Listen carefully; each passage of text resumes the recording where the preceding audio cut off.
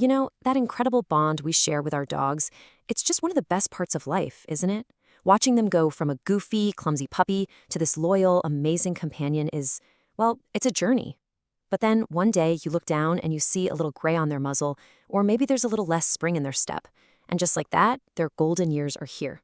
But listen, this isn't an ending. It's just a new, really profound chapter in your life together. So the real question becomes, how do we honor that incredible journey? How do we make absolutely sure this final chapter is filled with as much comfort and love and dignity as humanly possible? Well, let's dive in and figure out how to provide the absolute best care for our aging best friends. Okay, so first things first, it's really important to get that there's no single senior switch that just flips on one day. The aging process is totally unique for every single dog, and it's really influenced by a couple of key factors. Yeah, a dog's size and breed, they play a huge role in how they age. So you take smaller breeds like a little Chihuahua or a Dachshund, they tend to live a lot longer. They might not be considered senior until they're, say, 10 or 11.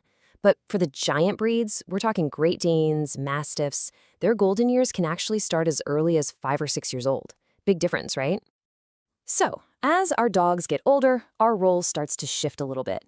We become these keen observers, learning to spot the signs of aging. Some are super subtle, others are, well, pretty obvious. This awareness is really the first big step in adapting our care to meet what they need now. These are the signs we usually notice first. The graying fur is the classic one, of course, especially around their face, but you might also see a little bit of cloudiness in their eyes, or notice they're just a bit slower getting up in the morning. Maybe their walk has gotten a little more stiff. All of this, totally normal parts of them getting older. And boy, this slide really shows the change in their energy levels, doesn't it? Remember those marathon games of fetch? Well, now it might be more about gentle walks and just enjoying the sunshine together.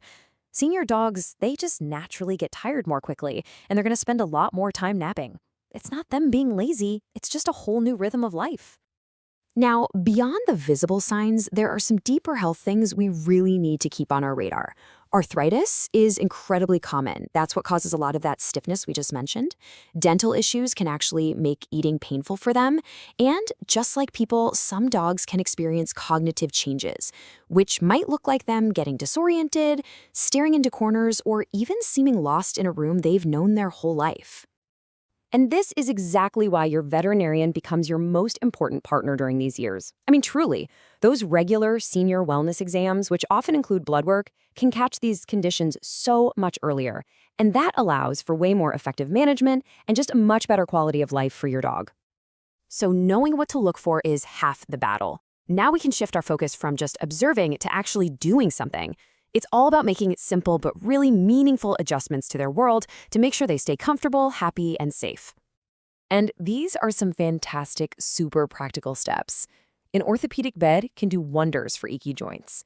Ramps, they can give them back the freedom to get up on the couch for cuddles or into the car for a ride. And let me tell you, non-slip rugs on hardwood or tile floors are an absolute game changer. They can prevent some really painful slips and falls. Nutrition is another huge area where their needs change. Supplements like glucosamine can give them some vital joint support.